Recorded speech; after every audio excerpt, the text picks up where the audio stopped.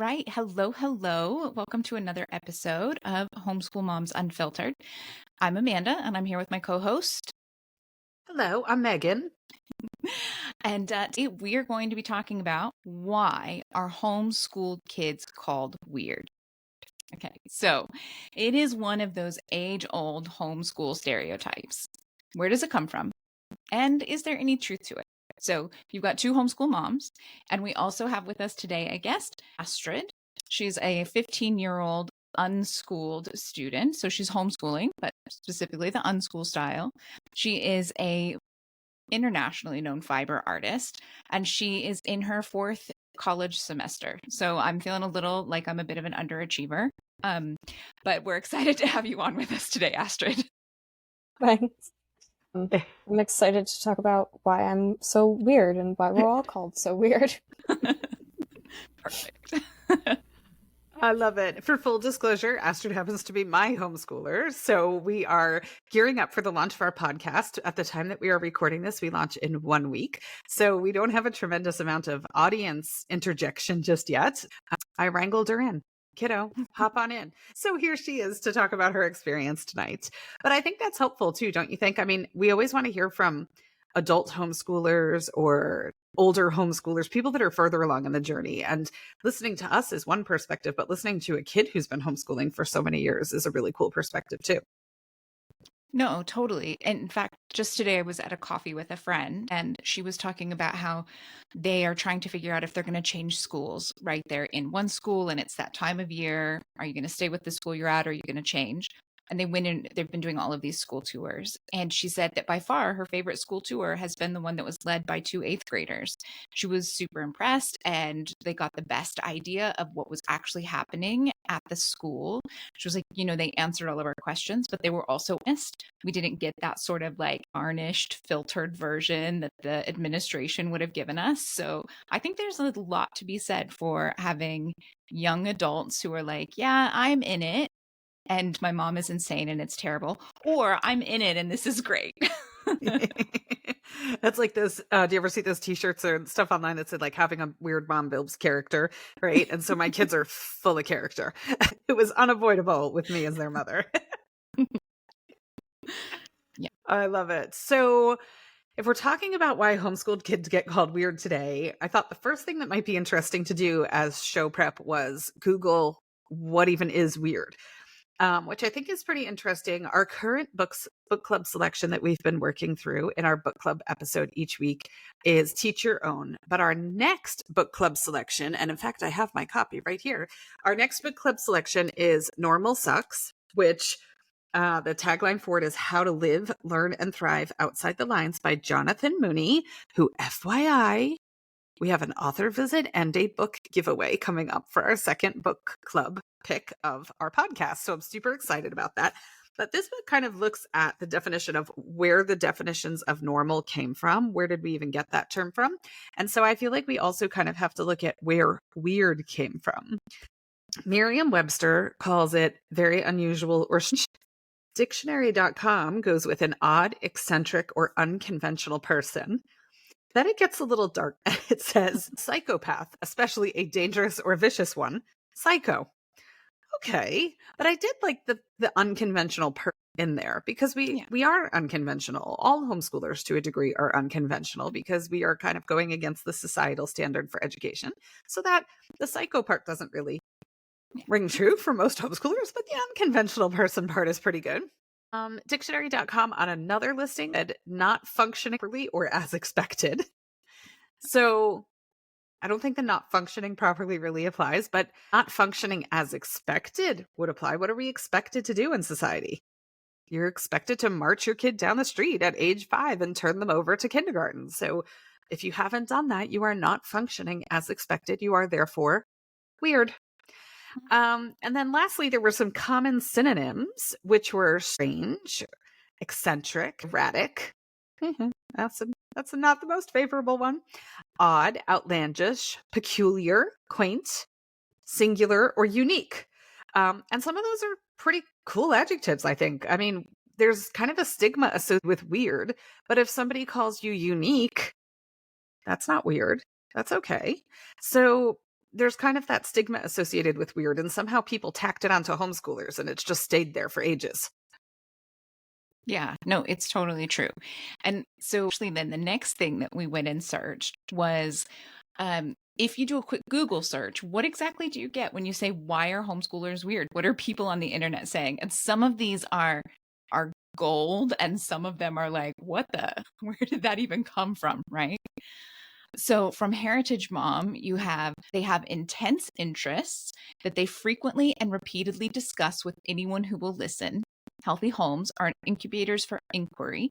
And I will say that's pretty true in our house. We have a lot of random deep conversations. I'm going to guess that's happens at your home as well.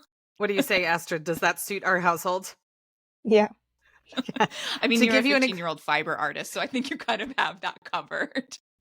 I was just going to say, to give you an example, Astrid's been on the topic of Murex snails and how the color purple can be traced back to biblical times through the use of this pigment that comes out of snails for months now. And so there's talk of turning our laundry room into a dark space because the dye process needs to handle in darkness. And it's been months. And so, yeah, I would say that one suits us to a T. Wouldn't you say, Astrid? Yeah. Me and Liam, when Liam needs to, you've introduced the kiddos, right? They know who Liam is? To an extent. I mean, we've talked about the fact that I don't know what you're going to say and kind of how it ties in, but Liam is my youngest child. He's 12. He's autistic ADHD, ridiculously smart, and loves random facts. So take it away, whatever you were going to say.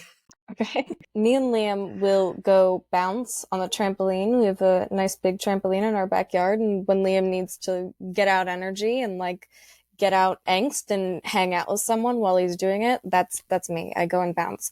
While I'm not good at ping pong, I'm a phenomenal bouncer. So he will literally just like, I'm supposed to be like incredibly quiet so that he can just go on a rant about all the things. And so one of his big ones is, since the sun is 8.5 minutes in light years away from us, if the sun were to implode or disappear or whatever, what would happen in the 8.5 minutes, but then also would happen after the 8.5 minutes. And this is his big thing that he loves. Like, he can go on and on and on about this. Yeah. So sure. Yeah, definitely. Yeah, and I feel like if you compared him to other 12-year-olds, he'd probably get labeled weird for that, right? So it makes sense. Intense interests. We've got that one. We've got that one covered. Yes. They wear things that don't always conform to the latest fashion trends or gender stereotypes or we definitely have that one for all of us actually in our house. If we like it, we wear it. We don't worry too much about what the kids in class are going to say about it. And because we do drop off programs and things like that with other homeschoolers, they're rocking the same, you know. In fact, actually just last week I was like, oh my gosh, there's some kids at your drop off class that have the same backpack as you. And he was like, I know, good thing they're all different colors because we totally get them mixed up. And I was all right, there you go. Like, not an expectation at all that they should all have the same things or that there should, you know, like, well, we all have to have our Pottery Barn backpack or whatever the case is, right? Exactly. Yeah. I saw posts about that, especially this past holiday season in a Facebook group that I'm in, just a local group for moms. And it would be like, I only have really little kids and I need to buy a Christmas present for my 13-year-old niece or my 15-year-old niece. Like, what are people wearing? What are the brands that people are wearing? And I just remembered seeing those and being like, we don't really do that thing. So yeah, we checked that one too. Okay, so next, they gravitate towards having conversations with adults when they should be off playing with other children. And they should be. There's a lot of judgment in that statement, actually. Right. Yeah, they should be, right? They can really do whatever they want. So yeah, I think so. Yeah. Like, why am I not don't know. supposed to talk to adults? Yeah, or play, or mix it up and do both. Yeah. Right? Mm-hmm. Yeah, there are times that I want to play and there are times I want to sit around and talk. And generally, I think kids should get to make those same decisions. Yeah, exactly. Mm-hmm. And we talked in a previous episode about grown-up conversation and kids, historically speaking, kind of being shunned from grown-up. Like, this is adult time. This is adult conversation, right? And in the homeschool world, there's less of that, I think, just in general, about more of a community in the family as opposed to layers and tiers where it's like us and them. Yeah, I would agree with that. They make themselves overly comfortable in new environments. Possibly. I think the one thing that I noticed, and I brought it up in a previous session, I think when we were talking about the top 10 myths about homeschoolers, like them being socially awkward or something. And Astrid can speak to this. So I run a teen group on Friday nights. Astrid, if you're comparing, so this is a small sample group, right? This is 15 kids. But if you're comparing longtime homeschoolers to newer homeschoolers, what are your observations about the socialization and like the way they mesh in the group? They they didn't know how to just like have a fluid conversation. It was very like they're used to like you having to like raise your hand and like in just to ask a question versus like it's a group conversation. You can just ask a question. It's such an odd, like they don't mush in the same way that everyone else manages to mush in. So. And I feel it from the parent side of things because I run the Facebook group where we post the events and stuff like that, where the parents will say like, well, they want to know the ages of the kids who are going to be there and the gender mix of the kids that are going to be there. And do I know anybody else who's going to be there? If my kid knows somebody else who's going to be there, they'll feel comfortable going, right? And I feel like I have tossed my kids into some of the most random situations and been like, go, you'll be fine. Just have fun. Introduce yourself. It'll be awesome. And so I feel like maybe there's a little bit more crutching that goes on with traditional social situations, right? Always making sure you have like a security blanket buddy or something. And again, this is a really small sample study, so it's not No, but I across think, the board. But in our little yeah, group, that's been my observation. yeah, Yeah. I think I see that too here because so we've talked about this. My kiddos' two best friends, they are both in a type of school. They're in a charter school, which is a public school here in California, but that's a whole other thing. But he met them during the pandemic and pre-pandemic, right? And they've stayed friends. They clicked, they stayed friends, and we make a point to do play dates and things. My kid loves spring break and summer break camps, right? When the schools are on break. And so his friends, they go to a school that have like 2 or 3 weeks breaks each time they have a break. And so they go to these like week-long camps. And the moms are often like, oh, well, let's put them in a camp together. And I'm like, well, I mean, okay, if that works, like, sure, we can sign them up. And then for me, that's where it ends. Like, oh, maybe we can let them play afterwards, or whatever. But the other moms often have a real desire to make sure that they know someone or they're in the same group together. And Mm-hmm. that never crosses my mind. And a huge part of it is because I know I can just, and I have done, right? I just drop him off at a camp and we don't know anyone else there. And I'm like, okay, what are the 3 rules? Like learn something, be kind, and be a good listener. Like those are the rules of summer camp, of spring break camp, of whatever. And he goes and we offline, you and I were talking about this, about how chapter books for kids have lots of things about bullying and teachers being mean and all of these kinds of social situations that kids may experience in a more traditional school setting and how hard it is to find books that don't have that.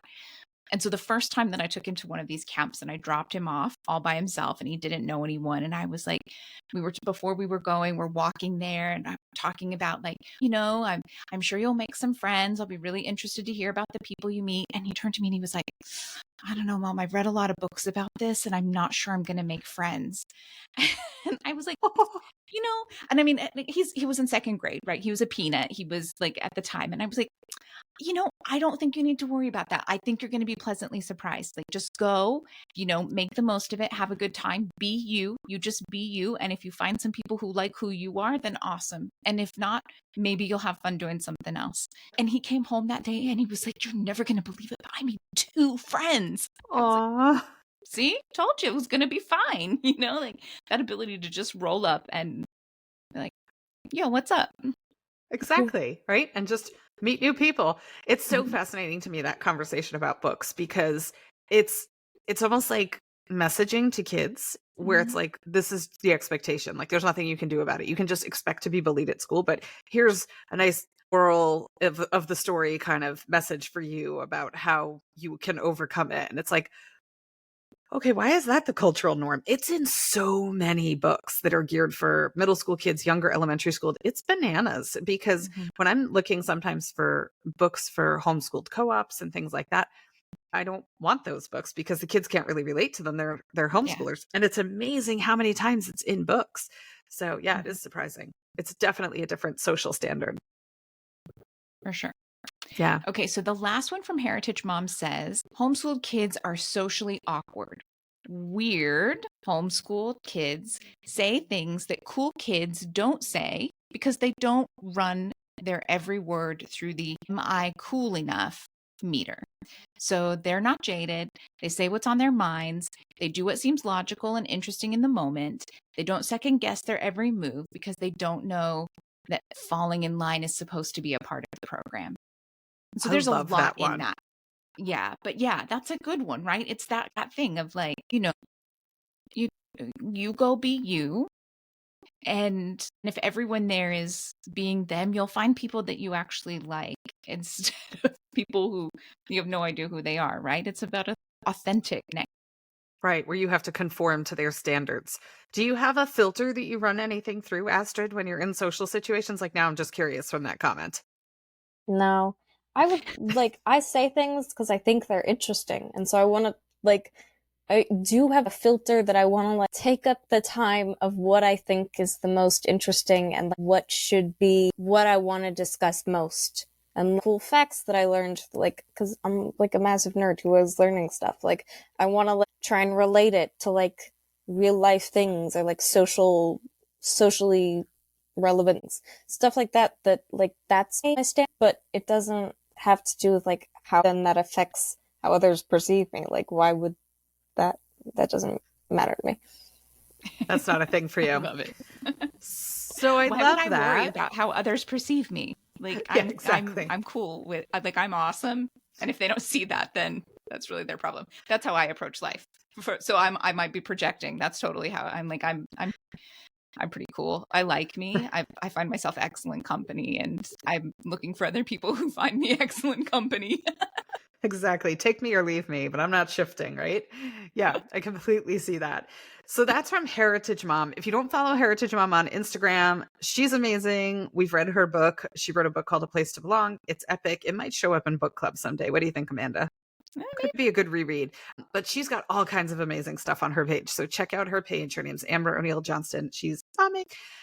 Okay, then we went to Reddit, which seemed like it was going to take a dangerous turn, right? So Some it of them was, are like holy smokes, but some of them are really good. yeah, exactly, right?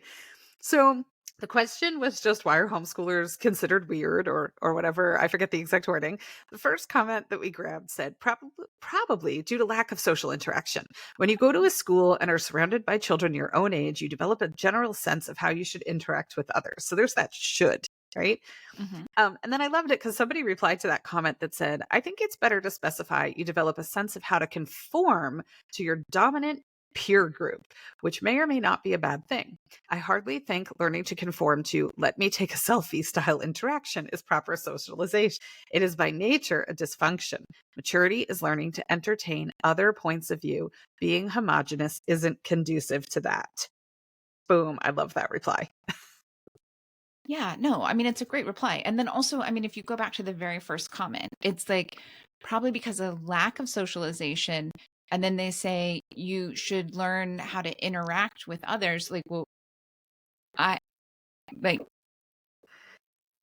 I don't, I don't know. I don't like it, but that's okay. There are a lot of things on Reddit that I'm like, yeah, okay. Oh, yeah. Reddit's like I mean, Yelp reviews, right? Pertinent, ignore, idiot. Oh, that's a good point. do you ever read the Yelp reviews on the national parks? They're I absolute, or like love, the reviews like I yes, did, yes, too the many Instagram page. I love it. too you many can brown Yelp rocks. a national park. Yeah. And then the Yes, National Park Service shares them and they're hilarious, right? fantastic. It'll be like the Grand Canyon will be like, it's just a big hole, or Zion will be like, it was so brown, and it's I just got they're to the top of the fantastic. mountain and there was no bathroom. Yeah, Like, just, exactly. things you're like, Too many bugs. I mean, like there's all they're wonderful. Yeah, so you really have to filter the source, right? Yeah. The next one said, this one I thought was interesting. It said parents deciding to homeschool their kids. The spelling or the grammar and the syntax here is terrible, by the way. So I'm going to read it as it's written, but this is not me. Parents deciding to homeschool their kids, it's already different, which means that the parents are likely different as well. Given that and the fact that their parents are almost the only people they would interact with, it's not surprising that many end up being different. Okay, so I feel like there is some truth to that, right? If you are a parent who decides to homeschool, you are doing something that is different than all the other parents that are out there. Astrid, do you ever interact with people that aren't me? Am I the only person that you interact with? Talking to Amanda right now. Is this your social interaction for what, like the month? You hanging out with Amanda on the podcast? You're done? Sure. That's it. Mom probably won't let you out of your weaving studio for the rest of the month. Yeah. Exactly. She socialized. Check. The end. I mean, the thought that the kids only interact with their parents, give us an idea of who you interact, not necessarily who you interact with, but the scenarios where you interact, Astrid. I do the farmer's market every Saturday. I interact for 5 hours straight with like complete and total strangers in the middle of the street at the bank for 5 hours on the random Saturday because it's my job, I guess, technically. But like, I'm just there to talk to people and theoretically they'll buy something.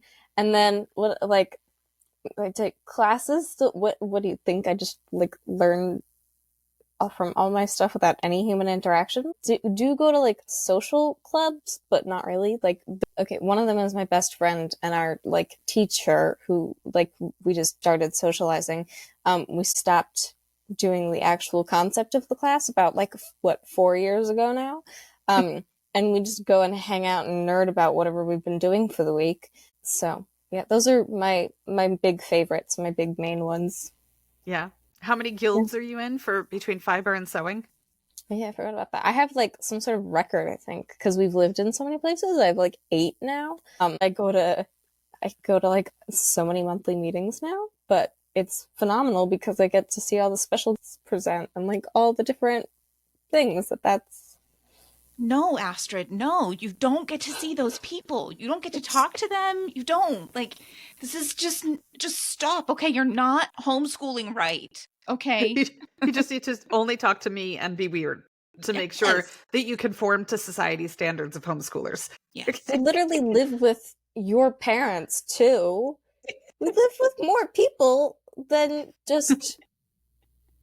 I know. Our household alone is full. We've got 7 people in the house. We're a party all onto ourselves, aren't we?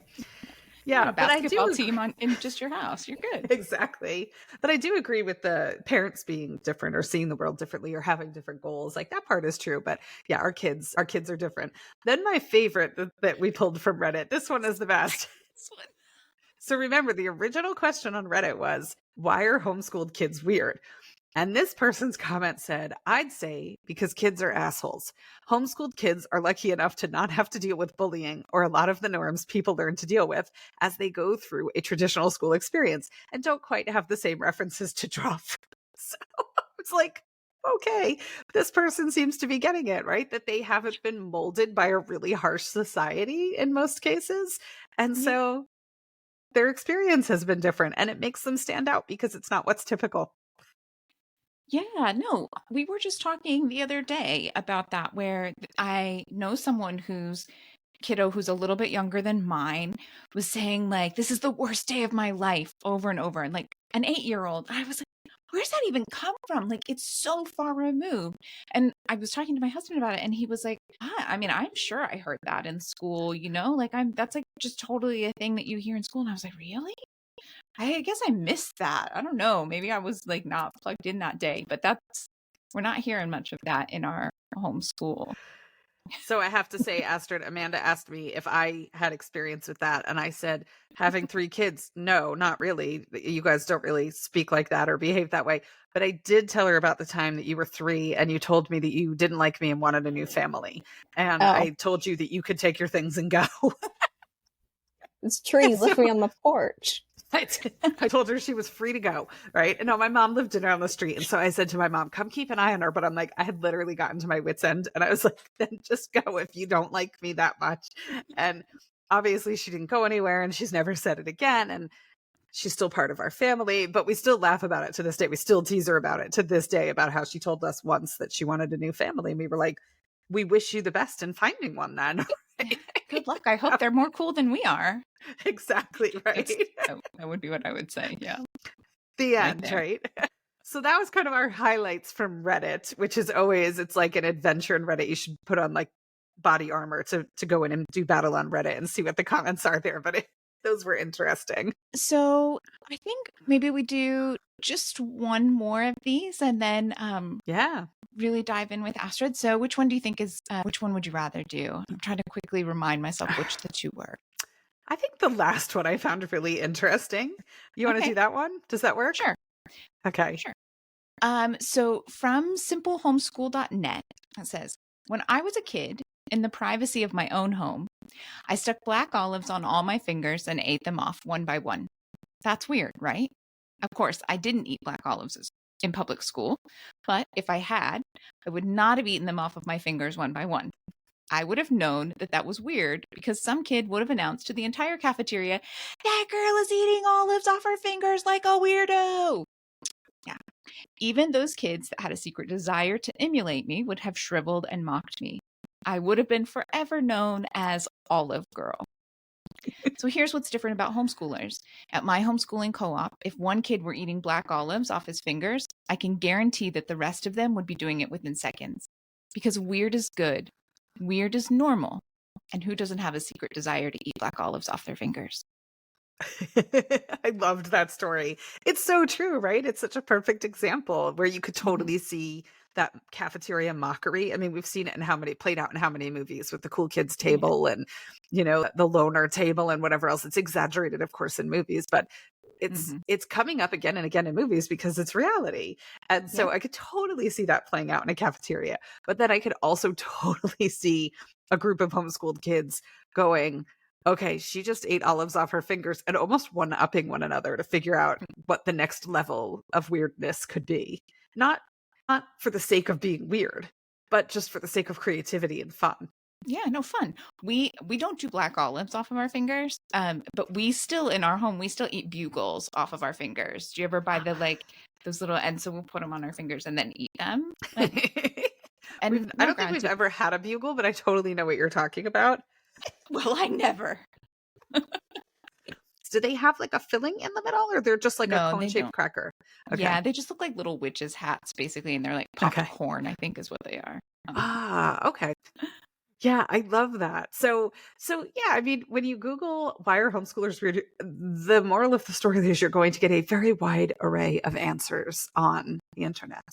That's okay. But yeah, I think if you change the word weird for unique, different, not the typical standard, then yeah, we are that thing.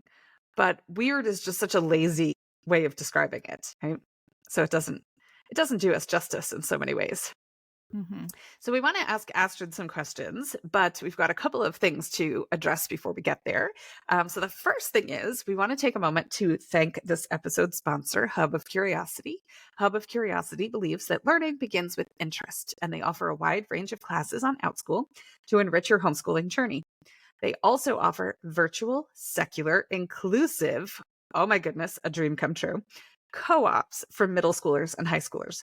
You can find a link to their class offerings in our Instagram bio and in our YouTube descriptions. All Homeschool Moms Unfiltered listeners can use coupon code OFCUR115 for $15 off their first Hub of Curiosity class. So thank you to our sponsor, Hub of Curiosity. Yeah, all right, so before we dive into asking Astrid some questions, we've got a video that we want to play.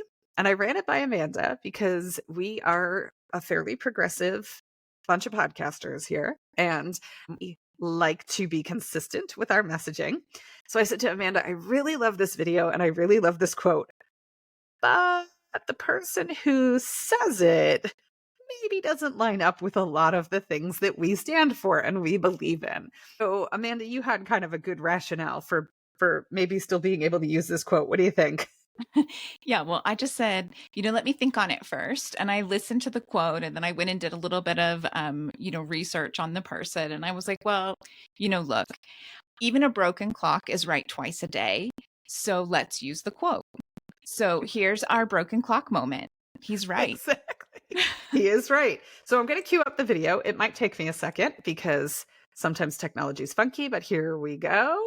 It's underneath your business casual attire, you're all just a bunch of naked weirdos. A lot of our unique weirdness is exactly what we were shamed the most for when we were children. Definitely my childhood. I looked at how I was weird. I'm like, wow, this is a terrible curse. I actually experienced pain for my uniqueness. So it's human nature. Like, oh, that hurt. I expressed my weirdness. I got rejected. I will not do that again. So we posture ourselves away from rejection towards what? Approval. So what do you have to do to get someone's approval? Please them. What do you have to do to please a person? Typically act like them. And the most pervasive disease that inflicts humanity is the disease of being normal. I don't think anybody's ever achieved an extraordinary life in terms of quality and success by excelling at normalcy. Think of someone who you really admire. Might be a celebrity, might be someone in your personal life, it doesn't matter. Just think of someone who you really admire. I almost can guarantee you there is something weird about this person, or else you wouldn't have ever noticed them, and therefore you wouldn't be admiring them. What I used to call a curse, I'm like, wow, this is actually a beautiful gift. It's a shift of perspective. In order to express your inner genius, that is your weirdness, I do believe you have to be willing to risk uncertainty and vulnerability. It has to be a challenge to be expressed. It has to be a challenge to find it, or else it won't have meaning. I dream of a world where we can express yourself, experience yourself, and embody the unique creativity of your own being. It might just seem that expressing weirdness in your life could be the worst thing you could ever do. And it might be. But what if it's one of the best things you could ever do for yourself? So, Yeah. that quote, right? The most pervasive disease that infects humanity is the disease of being normal, I think are the exact words. And kind of makes you wonder why we're all trying to be normal then, doesn't it? Yeah. Well, I mean, I know for me and my family, or at least most of my family, like embracing that being different is really so I really like the quote about I dream of a world where, being unique and embracing those differences is the thing, right? That's the norm, not the conforming and the fitting in. Like how great would that be? How much happier would we all be if we got to Mm-hmm. be our authentic selves without worrying that other people won't accept our authentic self? Mm-hmm. So, Astrid, we did a little intro about you at the beginning of our podcast episode, but tell us a bit about yourself and maybe do it from the perspective of what makes you weird, right? What is it about you? What is it about your daily life? What makes you tick that the rest of society might find a little strange for a 15-year-old?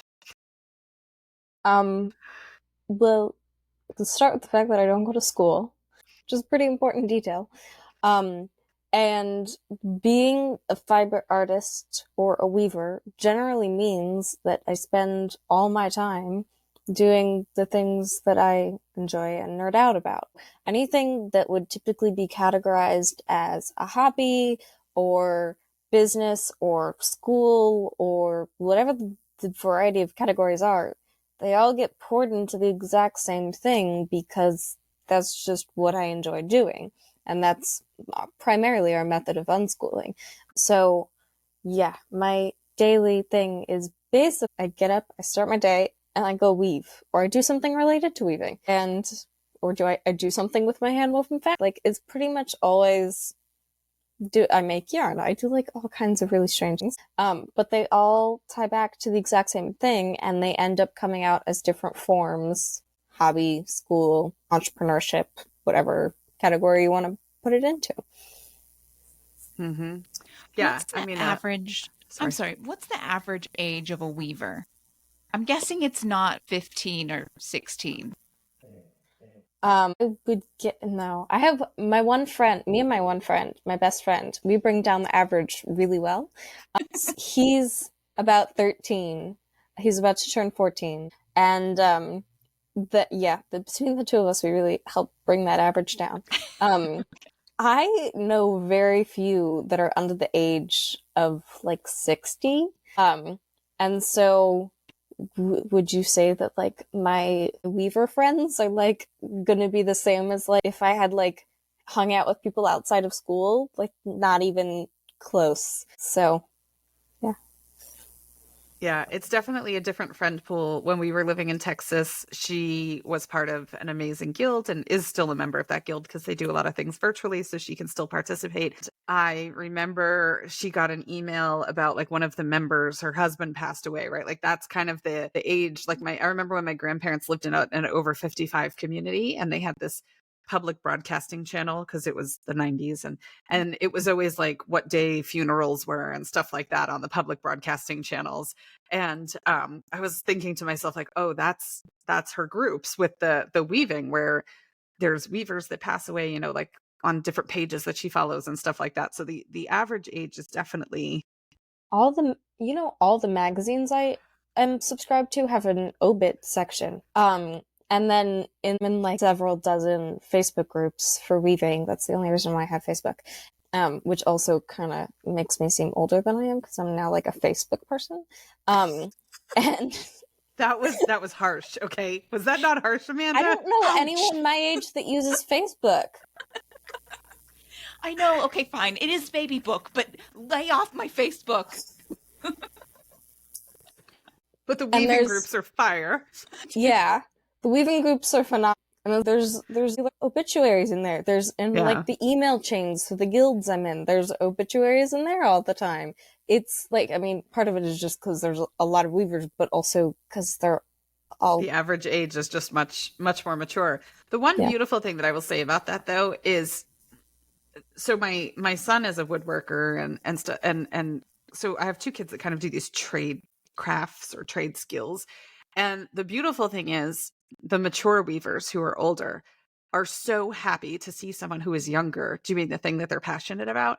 And so they are so free with their information and their support and their assistance. And it's just such an awesome thing that I know she's safe and welcome in those environments. She goes, I mean, she's going to be at weaving conferences in Kansas City this summer for like 10 days or 2 weeks or something, right? And she'll have the time of her life hanging out with the older weaving folks, and she'll be a novelty for sure. They compare me to their grandchildren too. It's like phenomenal because they want you to get involved and they want to help you get involved as much as they possibly can. Mm-hmm. Yeah, if your child has any sort of art or trade inclination, find those groups because they are so supportive. They are so welcoming. They have, our guild in Texas had a storage unit with this huge equipment library. So if a young weaver wanted to get into weaving, and it's not an inexpensive art form. So they had looms to loan and things like that. So find these groups because they are so happy to share what they know. So excellent. So okay, so what do you think? So we talked about what makes you unique. What do you think society expects from a 15-year-old then? I don't know, I don't know the specifics because I wouldn't know those things necessarily, but definitely not me. So I don't really know what the specific standards are because I don't know that I would even hang out with people that meet the stand. Not that I can't associate with them, but that I wouldn't know the standards because I don't hang out with anyone that necessarily is trying to fit certain standards. But definitely partially a certain social level, and then the way that you interact and think. People always are well, at the farmers market, they talk a lot about how happy they are to just see me outside.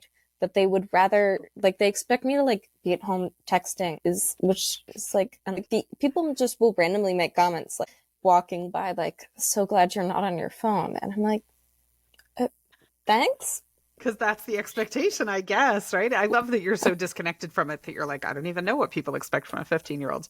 But the interesting thing is, you said, so you have a best friend, he'll be 14 this summer. he goes to public school. Would he be considered weird? Yeah. Yeah, So it's not just homeschoolers. Right? it's true. Yeah. And you guys get along great. You share your weirdness. Yeah.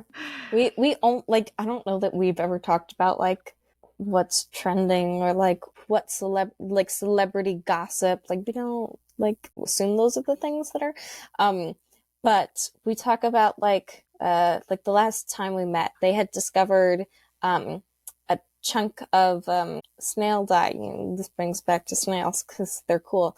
That they had discovered a chunk of snail dye at an archaeology site in the UK, and that was the first time they had found traces of murex dye being used in the UK. It was always along the Mediterranean coast because that's where those snails are native to.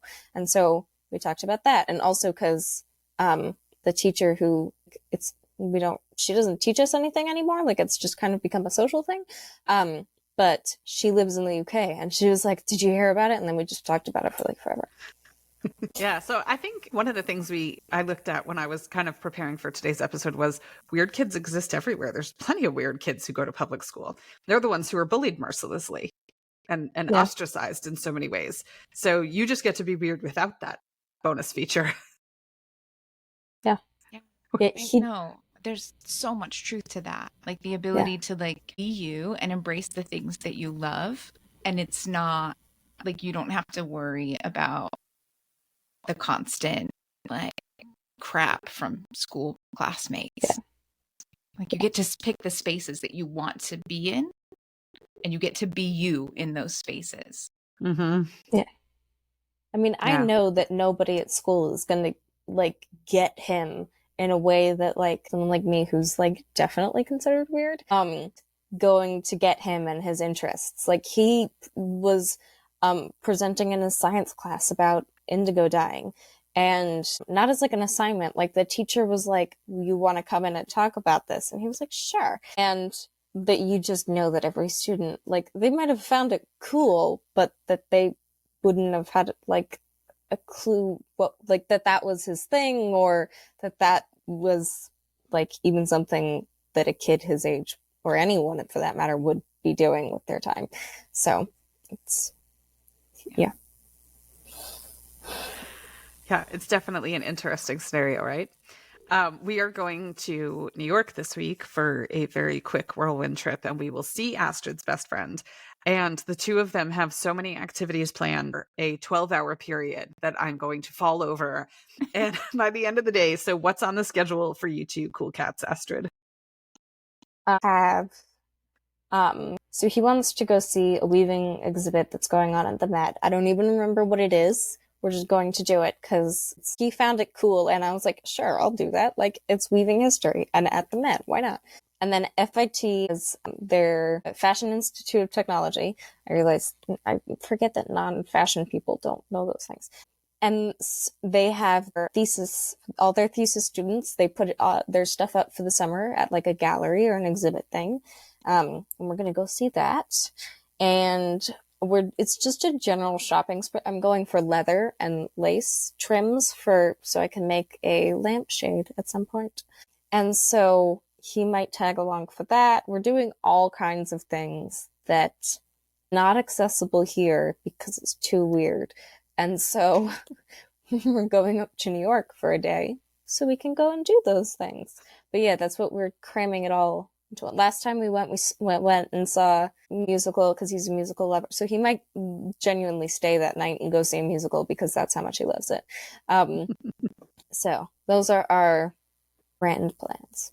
Mm-hmm. We went to New York once for the history of lace exhibit. It was lace dating back to the 1400s or something, and they had artists in residence. It was at the Bard Graduate Center. So we went up one time for that, and we met up with them in the city to go stare at lace and read all the plaques about lace. We went to Book of Mormon, too. Mm-hmm. Yeah, we went to see the Book of Mormon, which was fantastic. If you haven't seen it, I was really worried because Astrid and Kai have been best friends for a long time. And then I've become friends with the mom over time. And I feel like I have a pretty good read on the mom. And we were going up last minute and we booked theater tickets. And I said, I've heard the Book of Mormon is great. You want to go see it? And I knew generally speaking what it was about. Obviously, the title gives a bit away, but I didn't realize quite how irreverent it was. And I was sitting there listening to the first couple of songs and thinking, oh my gosh, is this mom going to think, like, is she going to be so upset that I suggested this play? But they loved it. So I was like, phew, it was okay. But I was a little nervous. Yeah. But he sings Fiddler on the Roof in our classes. Like, not as like a perform, he just will randomly start singing things from like Hamilton, Fiddler on the Roof, Book of Mormon. He'll just randomly start reciting things from that. And so he's definitely weird. But again, Totally normal, stereotypical, conforms well. Yeah. Exactly. Right. So there's weird people in every environment, and they're the interesting ones. Does it bother you potentially being labeled as weird? Nah. Good. Like, it's just like a known fact at this point that we like can acknowledge it or don't have to acknowledge that. Like, people will usually say you're homeschooled, right? Or like, I'll say you got the fact that I'm homeschooled, right? Like, not like upfront like that, but people usually can tell, especially people like homeschoolers will know, but then non-homeschoolers will also get it. Cause like, I'm talking about like weaving and like the history of like, the shrouds used to, the fabric for the shrouds used that they would wrap mummies. People are gonna get the fact that that's not something that you would have access to necessarily in typical school, but also that no one would pick up an interest in, that they'd just not want to. I think have access, but I think also time too, right? I mean, I'm thinking, Amanda, like kids that go to public school, they're up, they're out, they're there for 6 hours, right? You have to factor in the ride to school, the ride back from school. You get home, there's a little decompression. You have potentially hours worth of homework. Maybe there's a sports practice involved. So I think even, yes, it might be an access issue. It could also just be an awareness issue that they don't even know those things exist. But then also there's just a time issue, I feel like. Yeah, for sure. But to be fair, most of the things that I am interested in and study, they're not like what you'd be learning in high school. So there is going to be a difference there that nobody tends to know what I'm talking about. Yeah. So, okay, so the next question that I had was, how does being unconventional in comparison to other 15-year-olds, notice I didn't say weird, how does being unconventional affect you socially? There's plenty of times where like nobody knows what I'm talking about. That is like it's weird that I've spent all day doing something that nobody else is going to have at all a clue about, even just a little bit.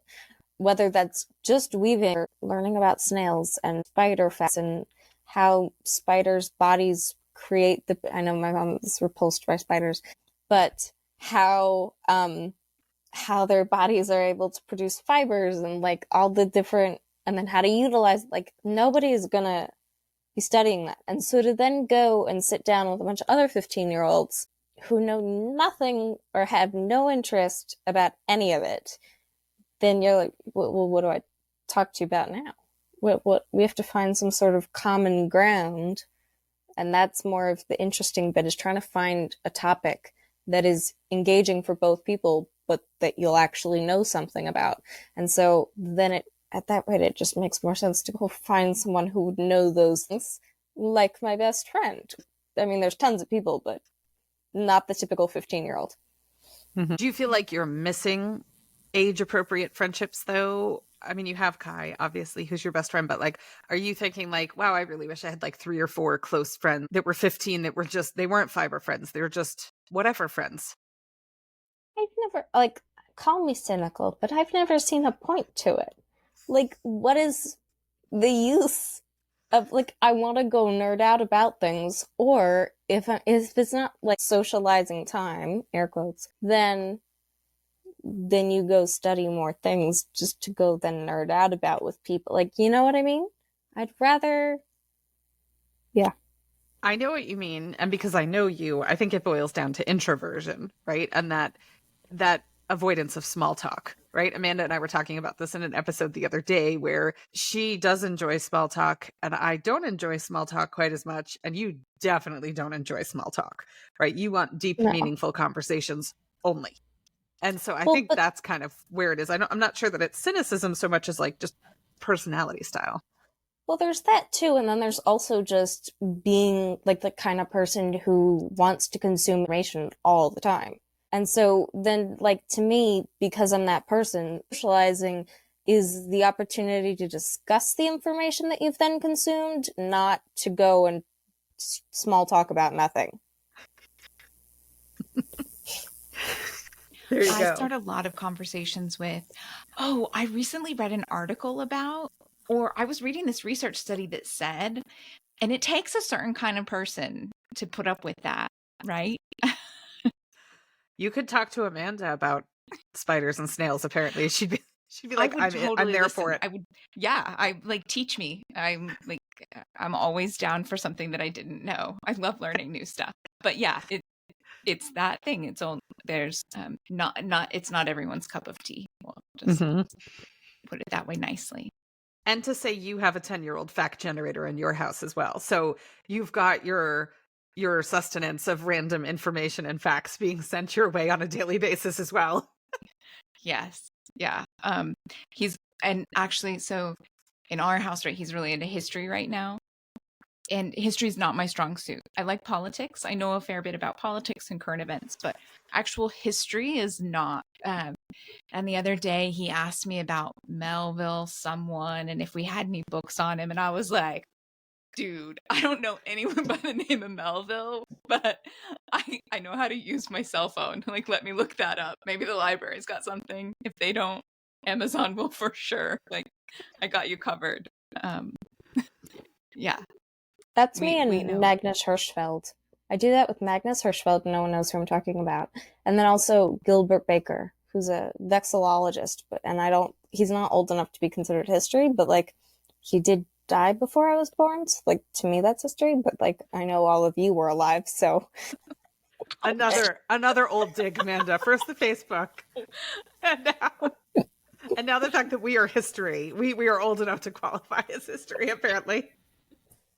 well, this was technically his big thing was in the 70s. So For the record, I was not alive in the 70s. No, I know, but he kept working until he died in like 2005-ish. So that's pretty close to when I was born too. That I will give, but still qualifies as history in your book. Yeah. My goodness, Amanda, do you have any questions for Astrid? So I do have a question. We've kind of mentioned a few times. I have a 10-year-old, and he is very far outside of what would be a stereotypical 10-year-old boy or normal, right? And we have a lot of reasons for homeschooling, and I wouldn't even say this is one of the top 3 reasons that we homeschool, but one of the things that plays into it is this fact that he would be prime bully target material if we were to put him into a traditional school. But I do worry that with the homeschooling and that compounded idea of like, oh, homeschoolers are weird, like how that will impact him, because can be a sweet, more sensitive, gentle soul.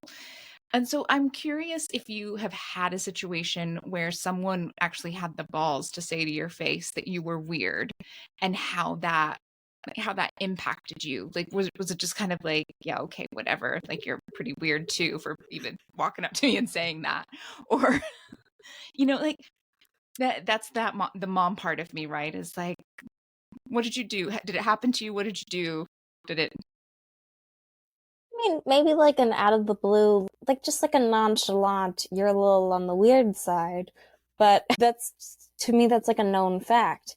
But like, there is a component of, most people would usually, what I like my weird or like unconventional or unusual aspects, most people find that stuff cool. And I don't mean that of like, I'm the coolest human being, like you should find everything I say cool.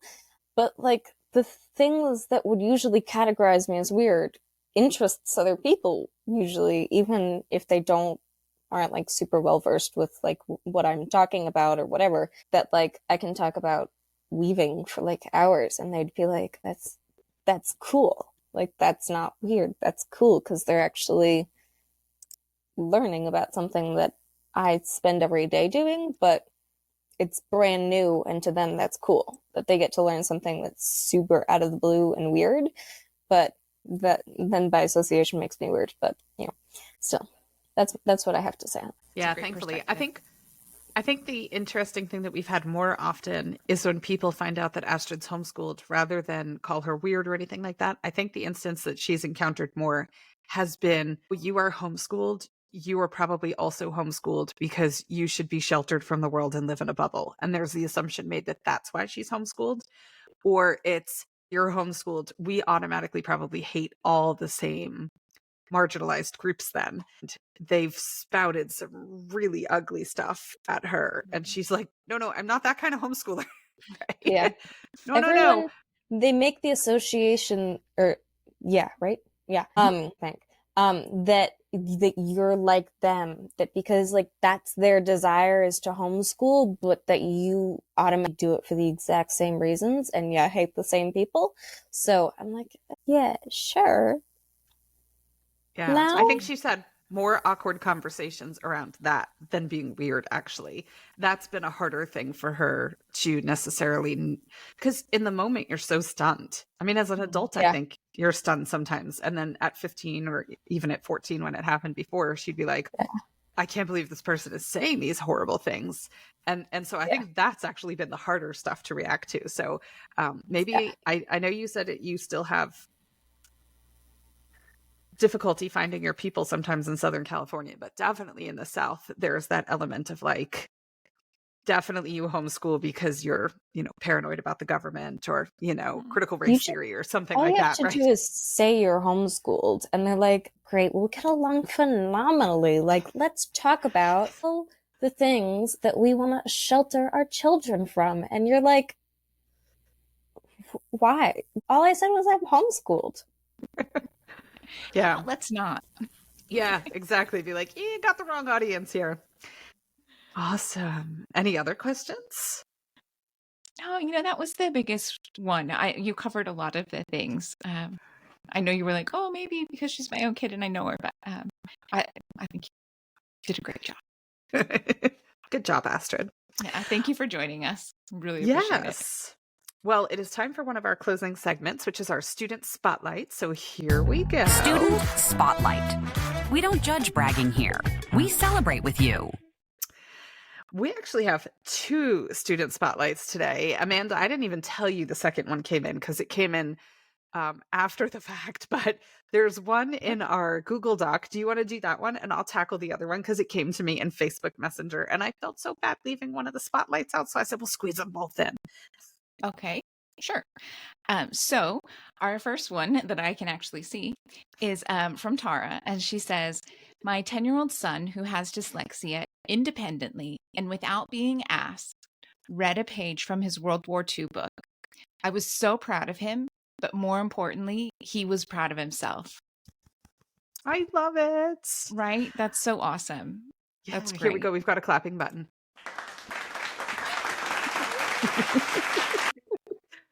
I love it. And then we had another one that came in very shortly before we started to record. And I thought, we already have one, but I'm like, somebody submitted one and I couldn't bump them because when you're proud of your kid, you just want to share it. Yes. So Corey shares, my daughter was born in Japan and we lived there until this past March when we took a huge leap and moved to America. We came to the States partly to be closer to my family, but also because my daughter said she wanted to experience life here.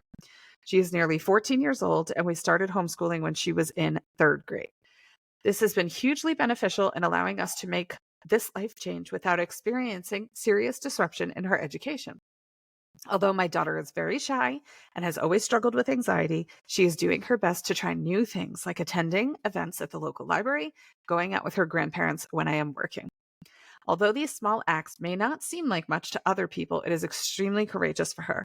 It is really exciting to see her becoming more confident. So we need a round of applause for that one too. Oh, I love that. And I was just going to say, that's Corey from Half Schooling in Japan, right? I'm guessing. Yeah. Yes, I follow her. Instagram. I follow her on Instagram. Yeah. So it's been fun to watch their journey back to the States. We're from kind of a similar area in the Midwest. And she's lived in Japan for a really long time, and I lived in South Korea for a much shorter period of time. But we're both married to Asian men, and we have these multicultural families and all of the parts that come with that. And so I've enjoyed following her in their journey, and that's exciting that she's settling in so well. I saw that for Mother's Day, Corey forgot to buy her mom a Mother's Day card, but her daughter was super excited to go to the store and buy her like a traditional Hallmark American Mother's Day card, right? And like embracing all of those like American experiences. So that's a fun, yeah. So yeah, It is. Half Schooling in Japan, if you want to check them out on Yes. Instagram. Find Corey on Instagram. What they accomplish in their homeschool life is really awesome. And that cultural blend is really cool to see play out as well. Yeah. So without further ado, our closing segment. Amanda, do you want to share our mantra for the week? Sure. So our mantra this week is, I am boldly leading this charge, and our journey contains endless possibilities. It is endless. The possibilities are endless. If you had told me about 10 years ago when we started this adventure that I would have a child who has looms and massive amounts of alpaca fiber and, sewing machines and everything else, I would have been like, oh, okay. I probably would have thought you were not necessarily the most rational person, but here we are. So the possibilities are endless if you say yes to wacky things, follow rabbit holes, and keep on going. So do it. The adventure is worth it.